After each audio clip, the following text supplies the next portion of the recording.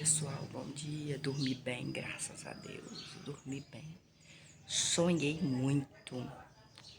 Eu tava me lembrando, antes de levantar, eu me lembrava do que eu tinha sonhado. Agora eu já esqueci. E eu não sou de assim, muito difícil esquecer o sonho que eu tive, gente. Como é que foi?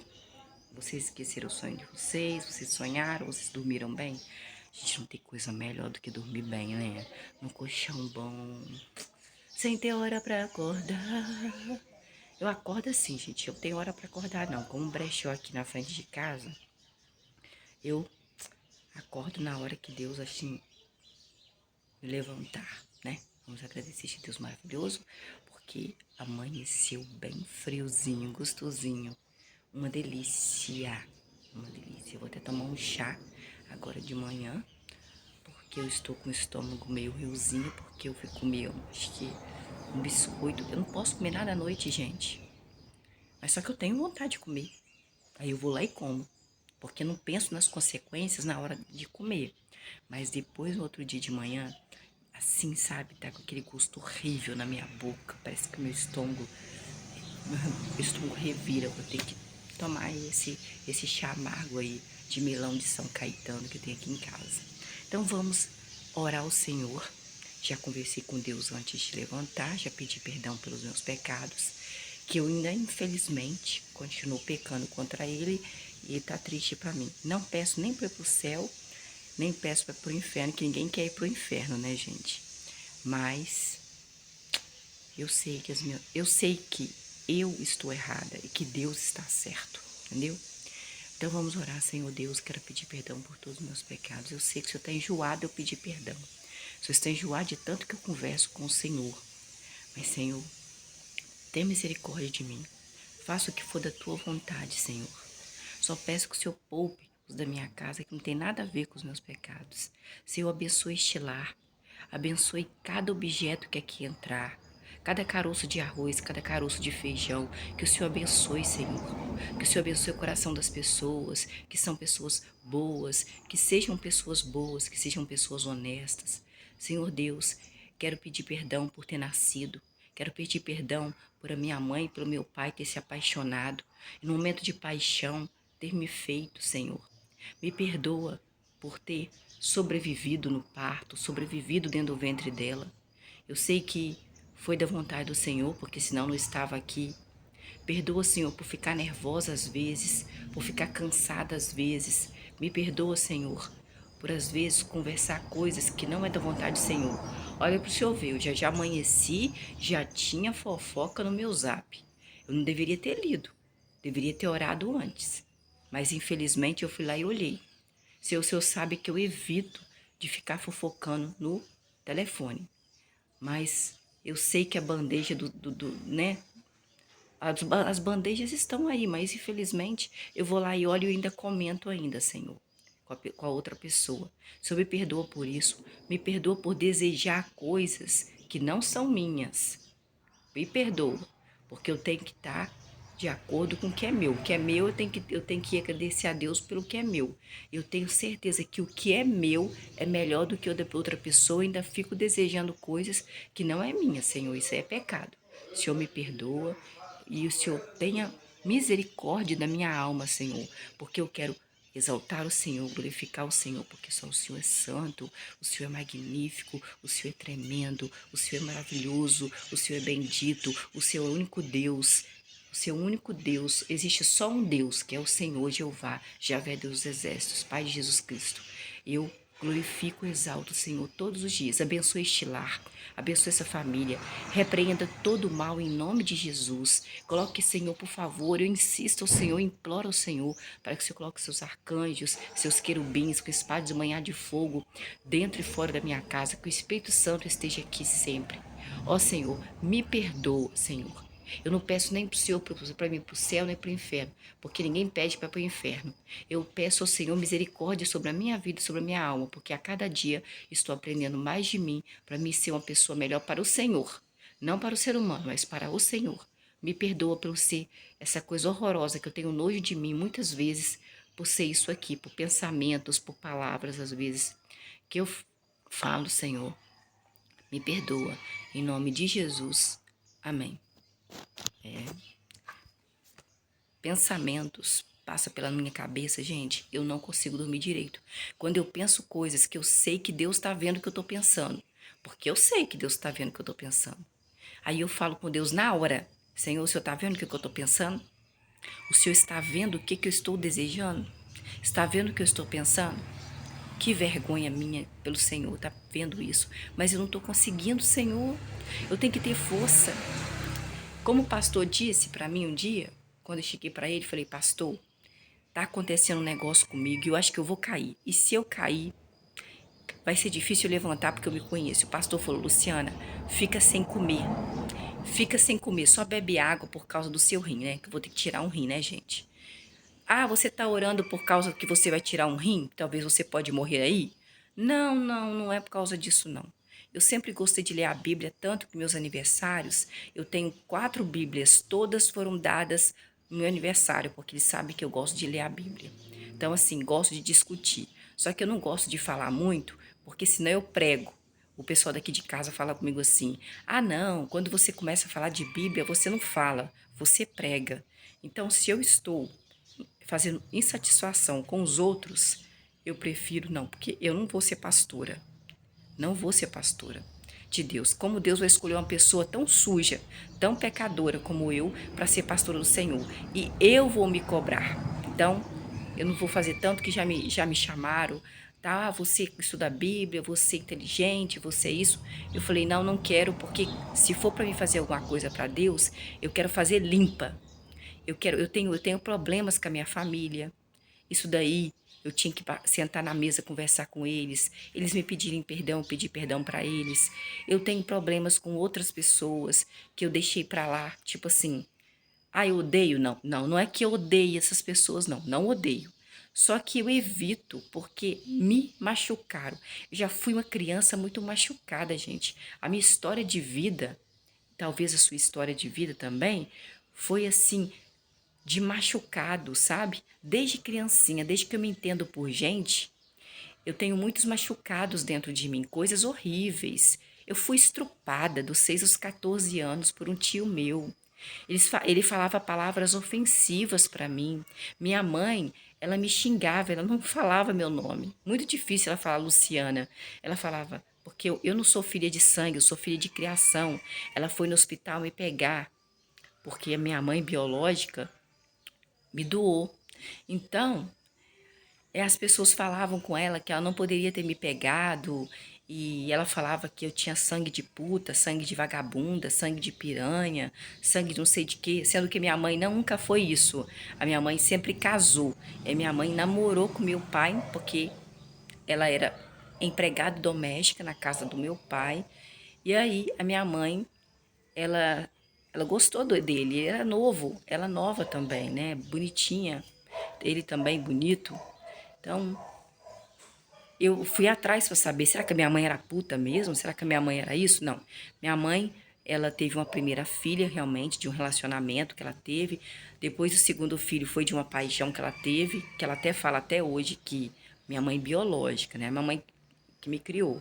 Porque eu acho que mãe é aquela que cria. Para mim, mãe é aquela que cria, aquela que te ajuda, aquela que está do seu lado. Ah, sua mãe te ajudou, Luciana? Ela me ajudou dando um teto para morar, né, gente? Porque a vida não foi fácil com ela, não, porque ela é brava, entendeu? Mas você tem que respeitar. Na Bíblia fala que por mais que você tenha passado maus bocados com seus pais, você tem que honrar os seus pais. Como eu gostaria que meu pai tivesse vivo, tivesse aqui, para me trazer ele para cá também, para me cuidar dele. Mas infelizmente, meu pai, quando eu tinha 16 anos, morreu. Meu pai morreu, gente, de câncer de pulmão. Meu pai fumava, meu pai tinha uma sapataria, mexia muito com aquela cola de sapato, cheirava aquilo ali sem querer, porque ele era um ótimo sapateiro. Meu pai era empresário, sapateiro. Meu pai era muito velho, meu pai já estava velho. Meu pai começou a ficar rouco. Aí naquela rouquidão foi só piorando a rouquidão. E quando foi ver, era câncer e já estava final. Ele já morreu com 2 dias no hospital. 2 ou 3 ele morreu, não me lembro muito bem. Não quero mentir, mas eu sei que 2 ou 3 dias no hospital ele morreu daqui de Moreza. Então, assim, Nós temos que fazer de tudo. Meu pai conheceu a Deus através da televisão. Eu lembro que quando eu acordava de manhã para ir para o trabalho, o meu pai, ele estava vendo um primo do Edir Macedo, eu esqueci o nome dele. Então, eu sei que meu pai tinha um coração bom. Meu pai tinha um coração bom. Meu pai nunca bateu na minha mãe. Meu pai nunca traiu minha mãe. Eu tenho certeza disso. A não ser que Deus, porque Deus fala que não há nada escondido que não venha a ser revelado. Aí possa Deus vir aqui e mostrar para mim. Mas olha, tem quantos anos? Eu tenho 47. Meu pai, quando meu pai morreu, eu tinha 16. E aparecia alguém aí, né? Eu nunca vi meu pai fazendo isso. Meu pai bebia, mas nunca bateu na minha mãe, nunca, né? Já gritou, porque ela gritou com ele. Aí ele gritou com ela. Meu pai morreu odiando, detestando a minha mãe. A vontade do meu pai era ir embora daqui. Então, assim, eu até falo todos os dias aqui, porque como os médicos falaram que eu posso vir a falecer devido aos rins, eu falo com o pessoal, não fica triste, não faça velório, porque eu já tá pagando a candelabro, então não vai ter, paga o candelabro, já deixei uma casa para vocês, um carro para vocês, moto para vocês, já deixei alguma coisa para vocês andarem, ponto de comércio para vocês, fazerem o que vocês quiserem. Então, eu não vou levar nada no caixão. Mesmo que eu tenha dinheiro, pode ser que eu venha morrer para fazer cirurgia. Então, não faça velório. O médico falou, morreu, enterra logo. Não fala na rua que eu morri. Ninguém tem nada a ver com a minha vida. Porque quem, quem te ama, quem gosta de você, está junto a você. Agora, as pessoas mais chegadas, as pessoas que me ajudaram no momento difícil, no momento que eu estava doente, pessoas que, né, foram educadas comigo, assim você pode comentar. Ah, a Luciana morreu, menina, descansou. Isso é um descanso. A morte é um descanso. Um descanso que a gente nunca mais volta dela. Por isso que nós temos que aprender mais de Deus, viu? Tem que aprender mais de Deus. Tem que pedir perdão a Deus toda hora pelos nossos pecados. Eu sei, gente, que eu tenho esse problema meu. Não é falta de perdão. Eu acho que não é falta de perdão. Mas eu vou conversar com o psicólogo, não é falta de perdão. Eu só não consigo conversar com a pessoa mais porque ela me machucou. Eu já sou uma pessoa muito machucada, gente, pela vida.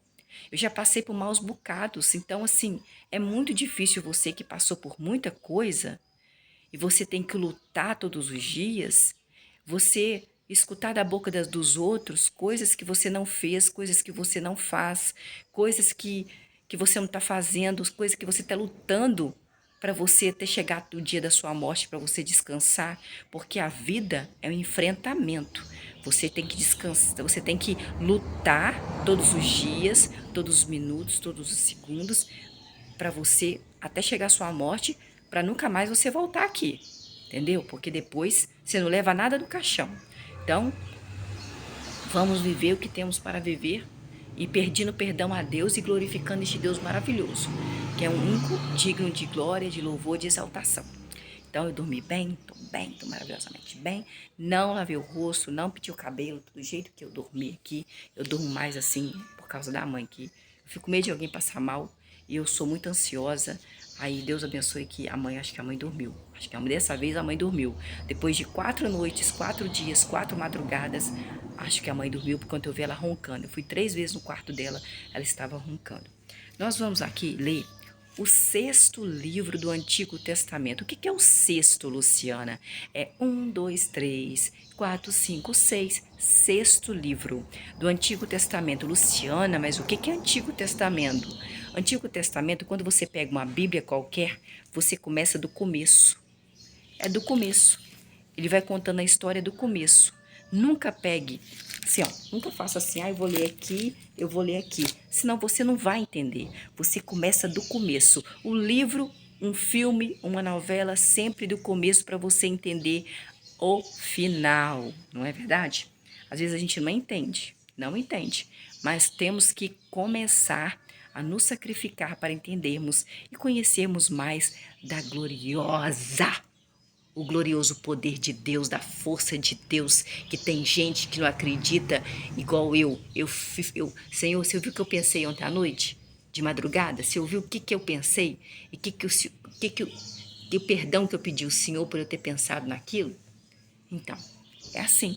Ele sabe o que eu estava pensando.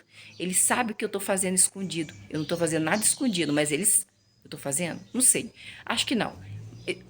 Mas ele sabe. Eu não estou fazendo nada escondido, mas ele sabe que não é da vontade dele que eu pense naquilo. Aí eu fico chateada comigo mesmo e peço perdão a ele o tempo todo. Então vamos ali no Josué. Moisés já morreu, morreu com 120 anos. E Josué, Deus colocou Josué no lugar aí de Moisés, claro que ele foi preparado por Moisés antes que Deus pediu, né? Josué é o 6º livro do Antigo Testamento. Nós estamos no capítulo 3. É, capítulo 3. Capítulo 3, você viu? Esse anterior aí fala de uma prostituta chamada Raabe.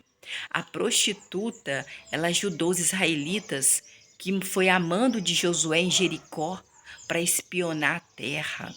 E o rei poderia ter matado a prostituta Raabe, mas a prostituta Raabe tinha tanto amor no coração dela que ela pediu pela família dela. E os 2 israelitas falaram assim: nós vamos matar todo mundo aqui. E o pessoal de Jericó estava com medo do povo de Israel, porque eram muitos, porque Deus prometeu a descendência de Abraão, Isaque e Jacó ter muitos e muitos filhos. Então, o que Deus fez? Eles foram para casa da prostituta, a prostituta escondeu eles. Aí a prostituta falou assim: nós temos medo de vocês, israelitas. Eu sei que vocês vão matar todo mundo, mas poupe, eu estou ajudando vocês. Poupe a minha vida, poupe a vida dos meus pais, das minhas irmãs, poupe-os da minha casa. Eles falam assim: então, por você estar fazendo isso, nós vamos fazer um juramento com você, nós vamos poupar a vida de vocês, da sua família. Só que você vai ter que colocar uma linha escarlate. Escarlate é um vermelho, gente, bem forte, porque aí nós vamos saber que é a casa de vocês. Se você não colocar, nós vamos matar. Aí nós estamos fora do juramento, porque quem jura tem que cumprir o juramento, tá bom? Então vamos aí no capítulo 3. Josué levantou-se então, no versículo 1. Josué levantou-se então de manhã cedinho, e Josué e todos os israelitas partiram de um lugar chamado Sitim e chegaram ao Rio Jordão. Ali, quando eles chegaram no Rio Jordão, eles passaram a noite ali perto do Rio Jordão, antes de fazer a travessia do Rio Jordão para Jericó, Canaã. Versículo 2. Depois de 3 dias, os oficiais percorreram o acampamento de Israel. Versículo 3. E ordenaram ao povo israelitas: povo israelitas, assim que vocês virem a arca do pacto de Jeová, o seu Deus, ser carregada pelos sacerdotes levíticos, que é os filhos de Levi, vocês devem partir do lugar onde estão a segui-la e seguir a arca de Deus. Versículo 4. Mas, israelitas, mantenham dela, da arca, uma distância de cerca de 2.000 covados.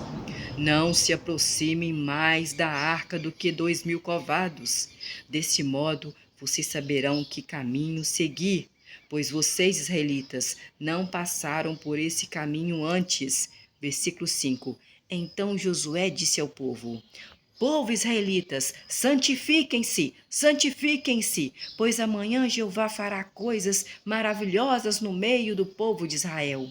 Versículo 6. A seguir, Josué disse aos sacerdotes levíticos, que são filhos de Levi, israelitas também, mas Deus escolheu eles para guardar a arca dele, guardar o tabernáculo de Deus. Era o único trabalho que eles poderiam fazer, porque Deus mandou eles fazerem. Então Josué disse aos sacerdotes levíticos: sacerdotes levíticos, descendentes de Levi, filhos de Levi, peguem a arca do pacto de Deus e vão à frente do povo de Israel. Assim, o povo de Israel, assim os levíticos pegaram a arca do pacto de Deus e foram à frente do povo de Israel. Versículo 7. Jeová disse então a Josué. Jeová conversava com Josué como conversava com Moisés.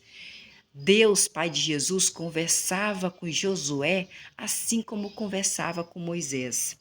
A partir de hoje, Josué, Deus, decidi uma coisa aqui. Eu, Deus, Pai de Jesus, Josué, decidi um negócio aqui. A partir de hoje, Josué, Deus, o enaltecerei aos olhos de todo o povo de Israel, para que saibam que estarei com você, assim como estive com Moisés. Enaltecer, né? Ele vai fazer alguma coisa para que todas as pessoas vejam que Josué era especial para Deus, enaltecer a ele, para que o povo possa ver que Deus estava com ele. Versículo 8. Você, Josué, deve dar esta ordem aos sacerdotes que carregam a arca do pacto. Os sacerdotes eram os levíticos, filhos de Levi. Quando vocês chegarem, levíticos, à beira do rio Jordão, devem ficar parados nas águas do Jordão, tá bom, levíticos? Sacerdotes levíticos com a arca de Deus. Versículo 9. E Josué disse aos israelitas: Israelitas, venham e escutem as palavras de Jeová, o seu Deus. Versículo 10. Então Josué disse: Deus mandou dizer para vocês, israelitas, isso aqui, ó. Deus conversou comigo isso aqui. Por meio disso, vocês, israelitas, saberão que há um Deus vivente no seu meio, no meio do povo de Israel, e que esse Deus, sem falta, expulsará de diante de vocês os cananeus, os hititas, os heveus, os perizeus, os gigazeus, os amorreus e os jebuseus. Versículo 11. Vejam, a arca do pacto do Senhor Deus de toda a terra está indo na sua frente, povo de Israel, para dentro do rio Jordão. Versículo 12. Agora, escolham 12 homens das tribos de Israel, que são 12 tribos, são um homem para cada tribo. Um homem para cada tribo. Versículo 13. Assim que os pés dos sacerdotes levíticos, que carregam a arca de Jeová, Deus, Pai de Jesus, o Senhor de toda a terra, tocarem nas águas do rio Jordão, as águas do rio Jordão, que vêm de cima, serão represadas e ficarão paradas como uma barragem. Os levíticos entrariam no rio Jordão, que o rio era fundo, gente. O rio era fundo de matar os outros.